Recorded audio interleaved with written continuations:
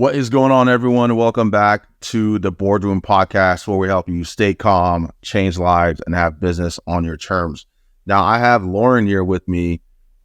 She is the money gal for health and fitness businesses, and she actually has a really cool story and some really awesome assets that she's going to be gifting to those of you guys who are listening. But Lauren, you've been in the health and wellness space for some time now, and you've been really working with finances and operations, and ultimately you've helped scale lots of different businesses, particularly in like the health and fitness sector.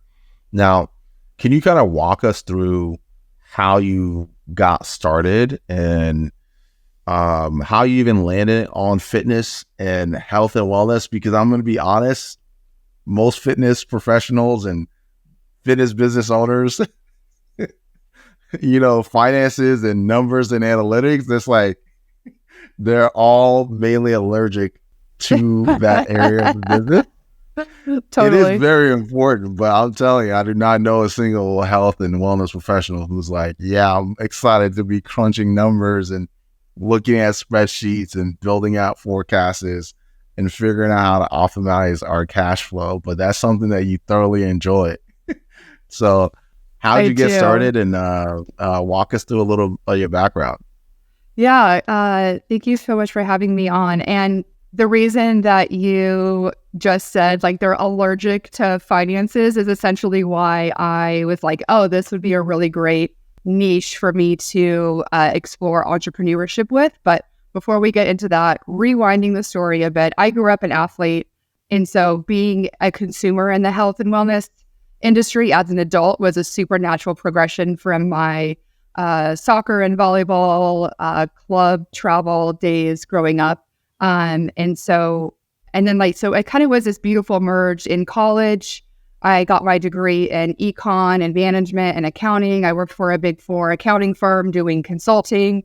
I did that for a few years. It got me to move to New York City, which was a dream. So thank you for that. But I hated it. I was like, this is awful. I don't want anything to do with this kind of work. But I felt like I was kind of like pivoted into this industry. So then when I left that company, I worked at WeWork, and I was an early employee when they were trying to go public the first time.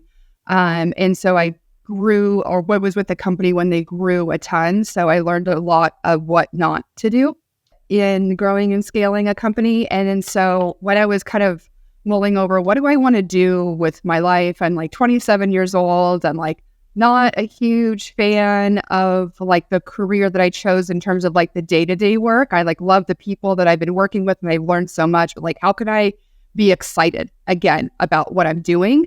And then the opportunity came to work at Equinox Fitness. And for me, Equinox was at the time a huge dream and almost like the pivotal company to work at, to merge what I do in finance and my love for the fitness industry. Like you can't really get better than that. And then when I had Equinox the interview, it's like the creme de la creme, like the cream of the crop when it comes to health and yes, like fitness clubs. I say it to people that don't really know Equinox as well. I say it's the Ritz-Carlton of gyms. And so I worked there for 7 years, and it was an amazing experience. I loved it so much. My boss and everybody that I worked with was great. I was able to like leave the office for an hour and a half to go get my workout in and sit in the steam room and get the eucalyptus towels. And it was just like, life was great.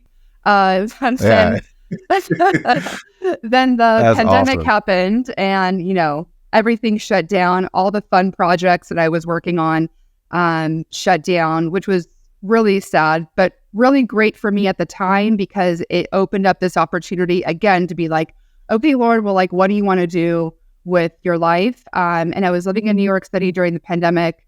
I felt very, obviously fearful because New York City was insane, but like stuck in my New York City apartment, I was kind of bored. And like, I feel like I want to do something to like help out the mom and pops of the fitness industry. Because as I was working at Equinox, we're like sitting in these Zoom rooms with the directors and the execs trying to figure out how to kind of like save Equinox. And I'm like, oh my God, if they're having a hard time, what are these small business owners doing? Like, probably not great. So at that time, I was a cycling instructor and I was teaching at a studio in Brooklyn.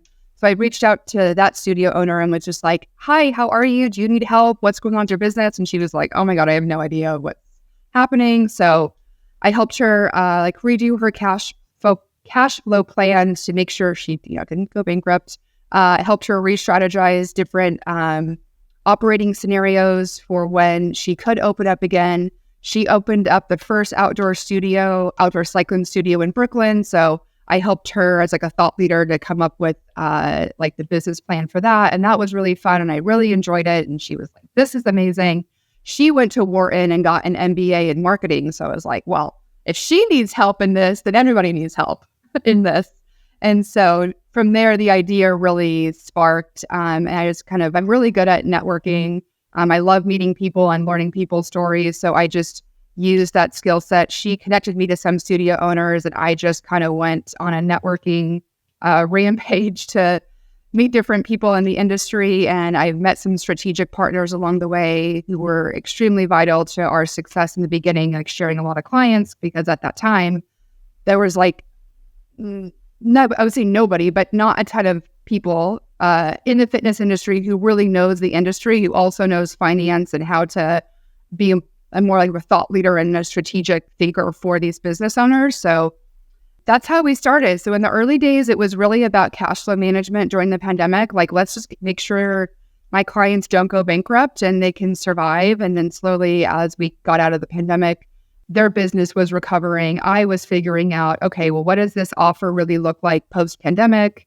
And I've hired a team along the way to help me out. So we also offer bookkeeping, financial analysis, cash flow analysis, business plan, data analysis. So anything under the sun, like if you basically want to have an FP&A team as a part of your team, a lot of studio owners are like, well, I'm not big enough to have a fractional CFO, or like, I don't need this. And I think that's the biggest misconception that I'm trying to break is it doesn't really matter what size you're at. Having somebody on your team who knows how to create a business plan for you with specific goals to help you hit each month, to help you hit your bigger goal for your business and your life, there's like never a bad time to get some strategic help. So you're not throwing spaghetti at the wall to see what sticks. You're utilizing tactics that we know work. Yeah. So essentially, you're not just coming in and doing helping them with financial management, but you're coming in and talking through strategy and building out like a strategic plan to be implemented. Yeah, I feel the past 4 years I've given myself a MBA in how to run a fitness business. So you're getting a fractional CFO by trade, but I also am very entrepreneurial in my own endeavors, which is why I wanted to start my own business, because I like to wear a lot of hats. I'm very creative with how I like see different businesses and what strategies we can use to help your business based on, your modality, your industry, your modality, your geographical market, that's the word, your market, and like what your actual goals are for your life. And I love what you said at the beginning. At the beginning, you said when you were giving your intro, we want to help you like create your business on your terms, or you had something like that as your slogan. And our slogan is we want to help you live life on your terms. So it's less about whatever you want is amazing, and I want that for you. So let's figure out how we can make that happen for you. Yeah, that's awesome. So like when it comes to like the financial side, what are some common mistakes that you just see fitness business owners or just business owners that you've consulted with and worked with in general making in general? Like what are those common things that you see? Like, hey, if you're like, whether you move forward with me or not, like you just need to get these things. Like don't don't be doing skip these. On these. Like give us a list of do not do's. I would say my first one that I see often is like not having a business plan. So not understanding how much cash does your business need to not only survive, but thrive. And in that number should include your salary, you as the business owner. So how much cash do we need for the business and you to live life on your terms? And then after we know that number, we need to reverse engineer what your offers and your pricing is so that you're able to support that number. And what I mean by that is I would say most fitness businesses, and if you don't do this, please switch to doing this in 2025, it will change your life, are on some sort of reoccurring revenue model. And so with the pricing for the different membership tiers, how many members do you need for the membership revenue to cover all of these costs? That is like my ideal goal for everyone, is your membership revenue is covering all the cash flow needs for the business. And if you need 350, 400, 500 members to make that happen, that to me is a red flag that something in the business is not optimized, whether it's your pricing is too low, you actually don't need all of these expenses that you have. So something that I like to do with clients early on is do an audit and make sure each expense actually is giving you the ROI that you need to see. A lot of studio owners or business owners in general, I feel, really focus on top line revenue. They're like, I look at top line revenue, I look at my net profit, and then that's it. Well, if you're just doing that, you're missing out on all of your expenses. And so reviewing and really understanding what you're spending, why you're spending that expense is going to obviously directly affect your profit. So if you're spending a bunch of money on stuff that you don't need and take that out, then now you've just created more profit for yourself. So essentially making sure, it's a novel idea. Make sure that you have some type of like your recurring revenue covers your cost of operations. Yes. Yes. It sounds silly when you say it out loud, but like it's, I think it's really important because then all of your other offers, so your intro offers, your class packs, maybe you have ancillary revenue like nutrition or retail, teacher trainings, retreats, like all those other offers is just icing and sprinkles on the cake to give you more profit that we can do specific targeted strategic things with. So along with making sure your membership revenue covers your operating costs, I also like to almost like compartmentalize what revenue offers are doing what for your business and your life. So if our membership revenue is covering our operating costs, then maybe our retail profit is going towards, this new initiative for the new year. Or maybe you want to hire one of our coaches in our sales department to help you redefine your sales process. And you're like, okay, well, how are we going to pay for that? Okay, well, like what promotion, what thing can we do to generate, $1,000 to $5,000, depending on like whatever the investment level is.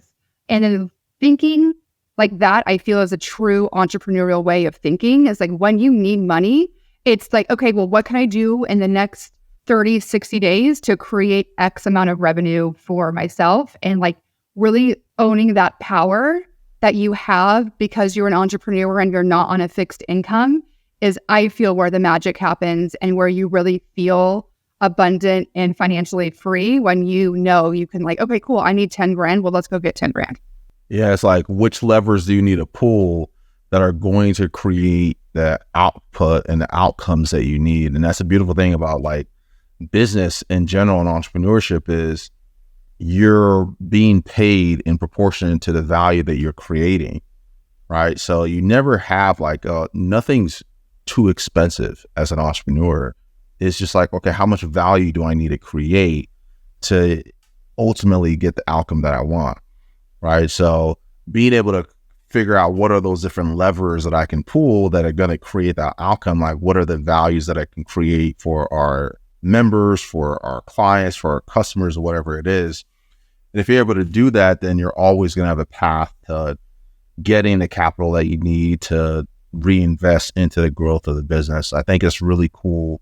And that's a really great frame that you put it in, where it's like, if you need something, you can just figure out, okay, one, you got to figure out what are your revenue drivers, right? What are the things that you can do to create value for your members? And then actually mapping out how you go about implementing and executing those things, but then having a plan for what you're going to do with that additional cash, right? So you're not just burning it and wasting it on things that are useless, which a lot of people end up doing, right? As they start to increase their revenue, their expenses increase with that, right? Making it so like they're just as they're in the same place effectively, but there's more on the line. All right, which is not a place you want to be at. Yeah, I started working with a new client recently, and she's very successful, like very profitable, taking a 6-figure salary and owner distributions. It's like exactly what every fitness business owner should be doing. And one of the conversations we had recently, and she's like, well, I just need to find things to spend money on so I don't have to pay taxes.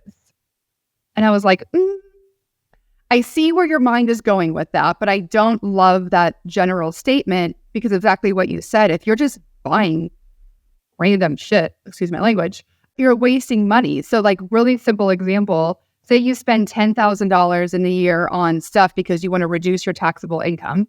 So that's 10 grand that you're spending in cash. And then if your tax liability is to say 15 grand because you've reduced your taxable income, you're still spending 25K on stuff you don't need in taxable income. Whereas like if you didn't spend that 10K, maybe you only have to spend, instead of 15K in taxes, like 19K in taxes. So it's actually not really, if you're looking at it holistically, it's still hurting you because you're spending more cash than you should.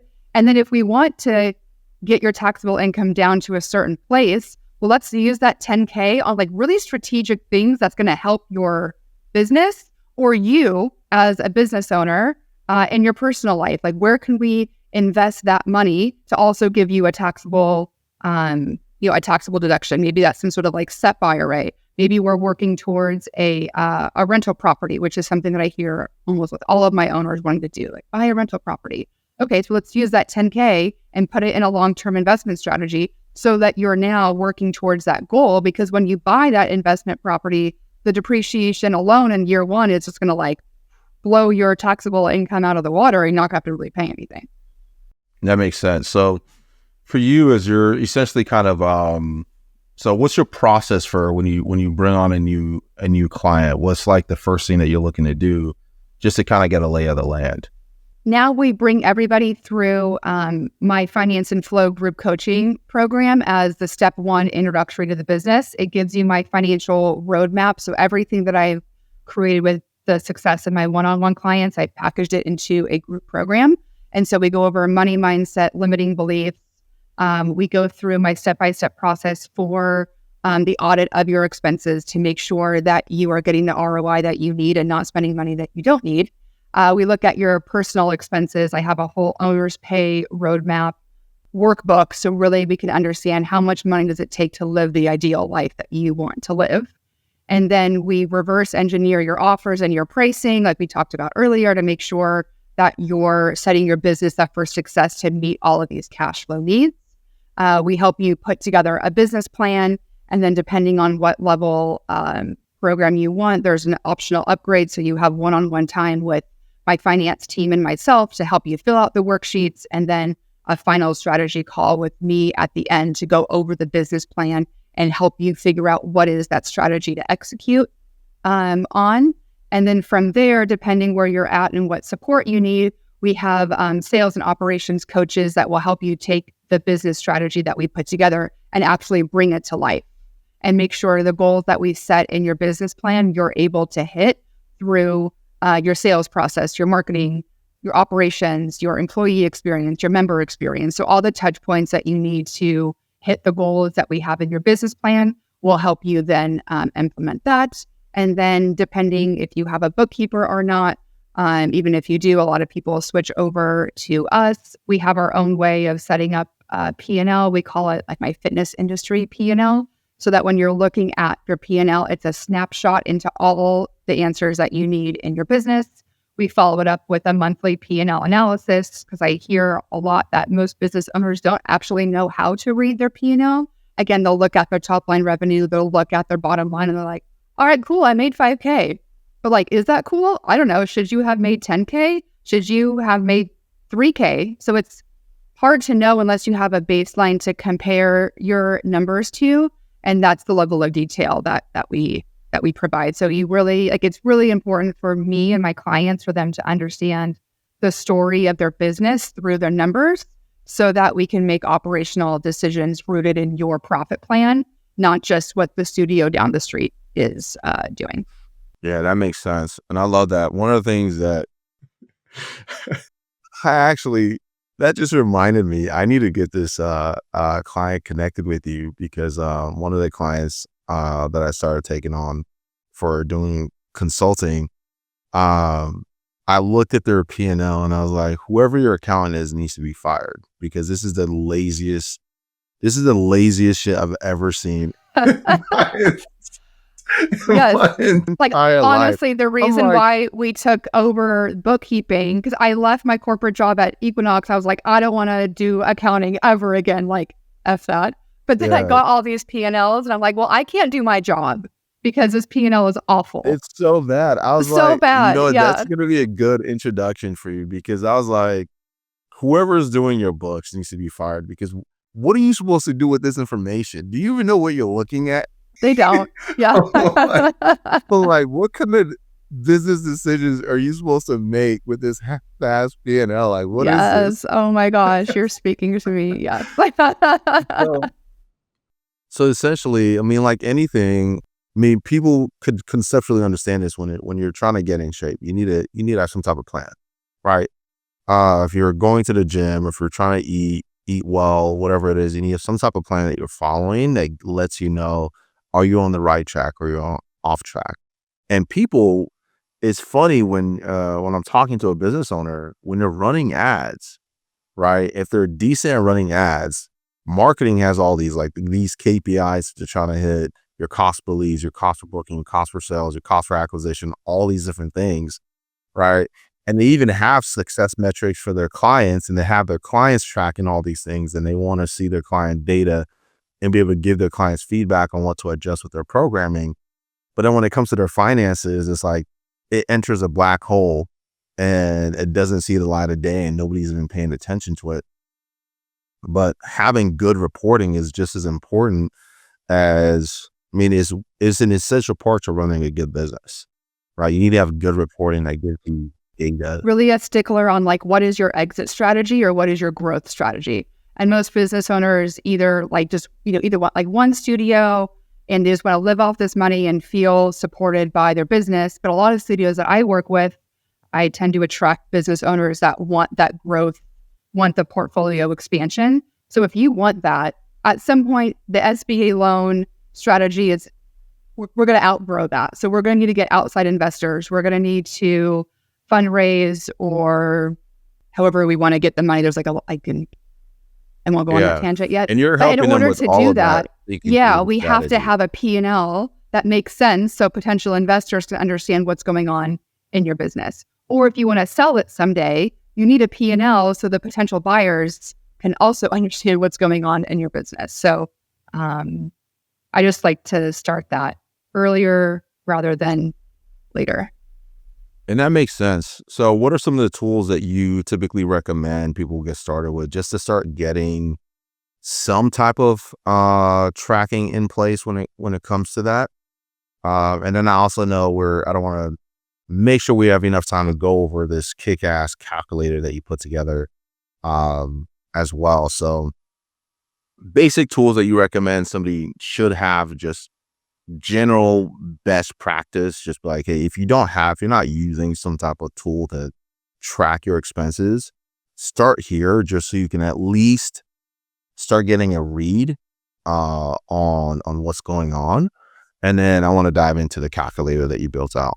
Cool. Yeah, from the expense side, what I would say is I feel like a lot of bookkeepers give you as you business owners the P&L, but make sure you're asking for the P&L detail and literally go through the P&L detail line by line so you're understanding what you're spending money on, and ask yourself, is each expense, what is it doing for me and my business? And if it's like not really doing anything, then cut it. My favorite thing is like doing the expense audit. I found between 5 and 20K of annual savings for clients by just doing this exercise.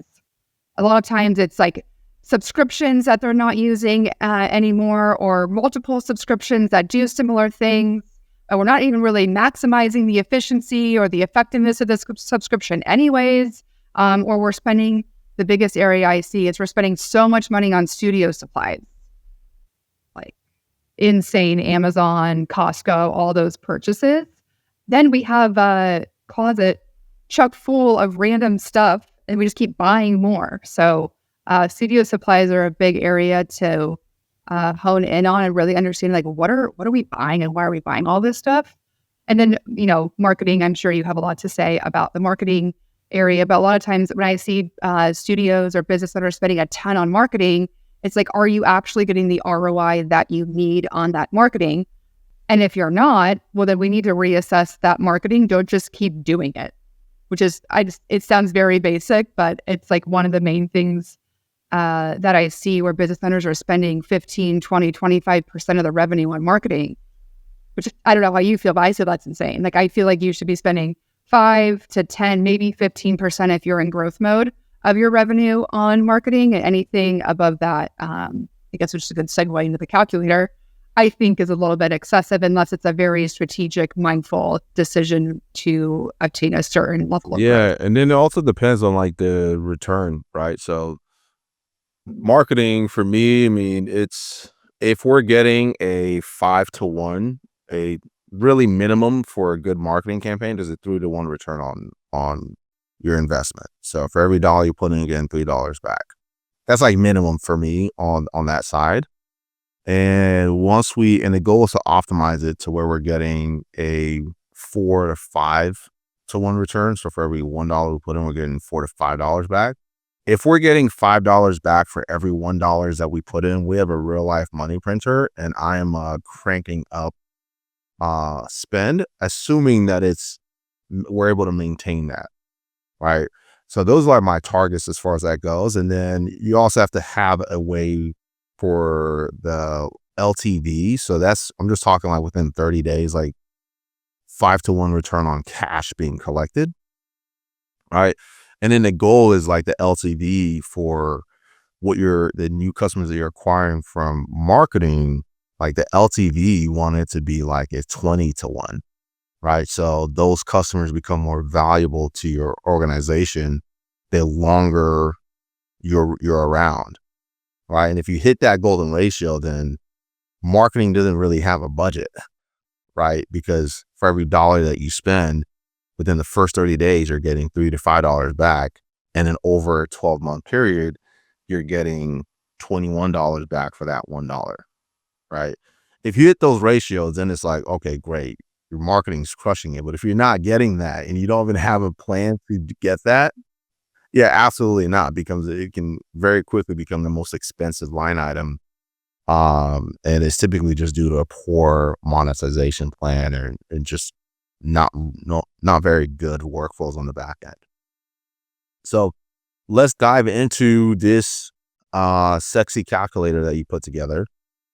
All right, so walk me through it. For those of you guys who want to be able to get access to it, there's going to be a link to it in the show notes and also on the YouTube channel. So we're going to dive into it. I'm going to share it, and I want you to just kind of talk through it so those who are listening can kind of get an idea of what the calculator is and how you're going about how somebody can go about using it to really understand their situation with their business and all that good stuff. Cool. Thank you so much. This is a pretty sexy calculator. There's like so many Excel formulas. We really nerded out here. All right. So what this is doing is my love language for business is a sexy data dashboard. Like, I know, right? It's so you good. give me something pretty to look at with the numbers, and it's very easy to follow. And I'm like, oh man, I'm in love. This thing is Love it. Love it. All right, cool. So what this is doing is, like we've been saying throughout the episode, is we want to understand what are we spending our money on, and is it a good ROI for our business or not? So in the far left input section, I want you to pull the last 12 months of your P&L, depending on when you're listening to this. Hopefully it's before 2025, so you can get your whole 2024 P&L and make some good decisions before we roll into the new year. So grab your 12-month P&L, look at your total revenue, input that in these gray cells, total revenue. So for this example, this business generated $700,000 of revenue. And then below are certain buckets that I want to highlight for you to analyze. So total marketing, total payroll. This one excludes your owner W-2 salary because we want to analyze that separately. Here, put your owner W-2 salary. If you're an LLC, not taxed as an S Corp, and you're taking owner distributions, I would just exclude those here because your owner distributions are a function of your profit, not expenses. We can touch on that more in maybe another episode. I don't want to get too in the weeds here. Your rent and then other OPEX. Other OPEX are things like your studio supplies, your small equipment, your like license fees, anything kind of like that. Yeah, other like anything section. ancillary as far as like just operational expenses. Exactly. Right. Yep. So anything that's not one of those buckets, we can just roll into other.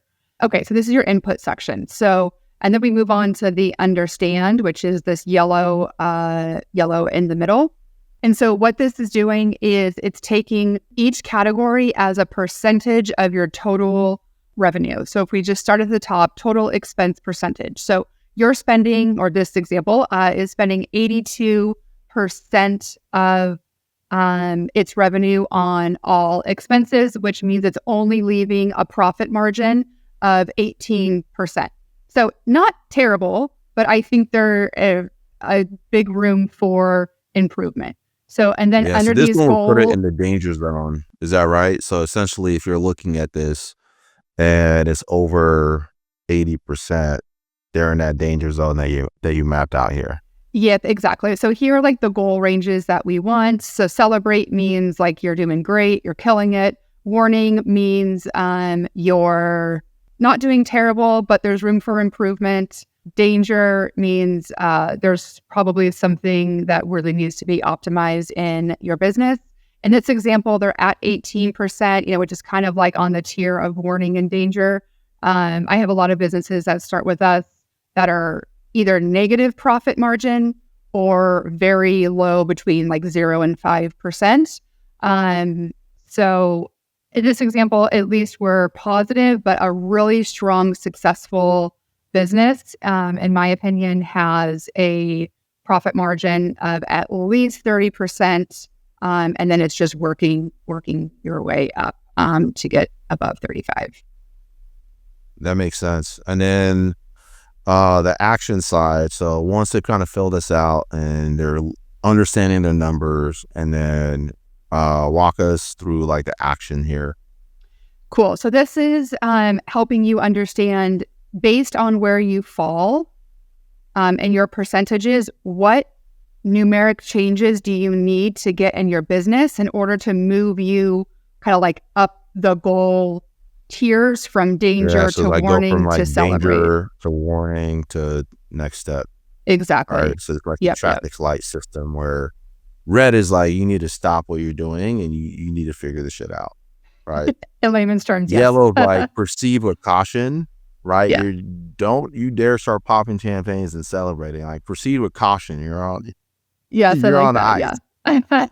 Yeah. Right. And then green is like, all right, you're good to go. Like you can move on to the next process. Pass and so go, this is essentially collect your 200, but don't stop now. Yeah. Awesome.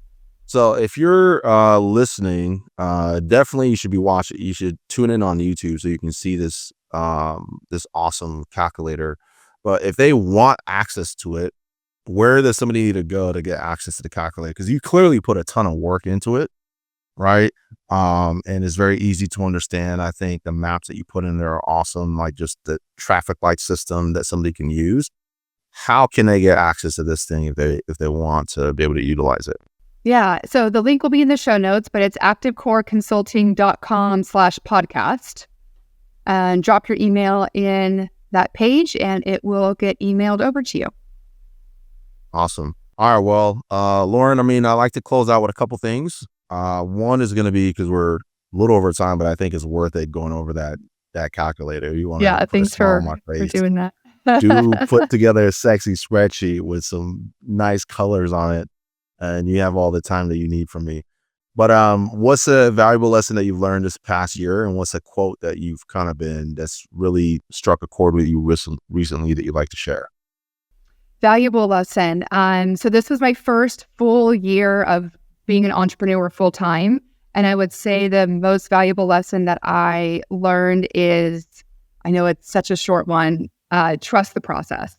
So every time that I tried to like push in my business and force something, it didn't work. I was stressed. I had anxiety, and it just like didn't give me the outcome that I wanted. But when I took a step back, let things fall into place, really got clear on my vision, what I needed, who I needed to hire or help me to achieve my goal, that's when the real magic happens. And my business has completely soared this year, and it's a completely different business than a year ago. And I'm just excited to keep that trend going.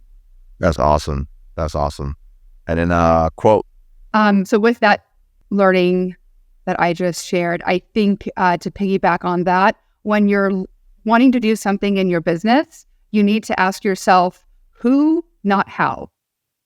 There's a whole book on that, Who, Not How. If you haven't read the book, it's incredible, and it like changed my life.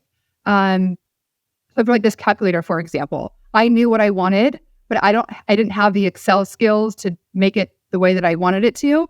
So instead of me spinning my wheels, I have an Excel guru. She's insanely amazing. And I was just like, hey, Erin, I need this calculator. This is what I want. Can you please help me do it? And that's what she created.